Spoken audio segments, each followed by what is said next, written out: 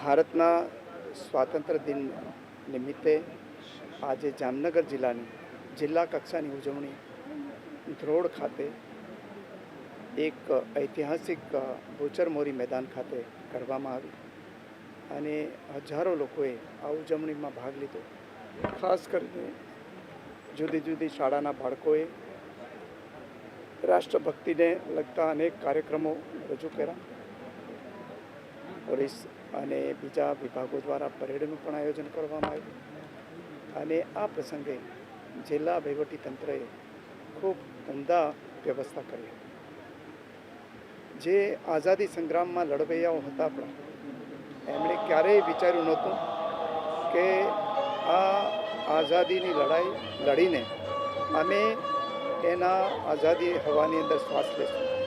છતાં નવી પેઢી જે આપણી છે એ પેઢીને આઝાદ ભારતની નવી વ્યવસ્થાનો લાભ મળી શકે એ માટે પોતાના તન મન અને ધનનું બલિદાન આપીને આપણને સૌને આઝાદ કર્યા છે.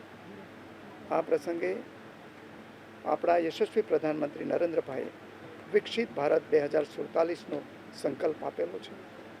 આપણી પેઢીએ એ માટે સખત મહેનત કરીને નવી પેઢી માટે એવું વિકસિત ભારત આપવાનું છે કે જે ભારત વિશ્વને લીડ કરતું હોય અને વિશ્વની અંદર એક આગવી મિસાલ ઊભી કરીને દરેક ઘર વિકસિત હોય, દરેક ગામ વિકસિત હોય, દરેક શહેર વિકસિત હોય અને ભારત વિકસિત હોય એવો સંકલ્પ આપણે લઈને આપણે અવિરત કામગીરી કરવાની છે. મને શ્રદ્ધા અને વિશ્વાસ છે કે આપણે સૌ ભારતીયો, સૌ ગુજરાતીઓ આ સંકલ્પને સાકાર કરવા માટે કટિબદ્ધ થઈશું.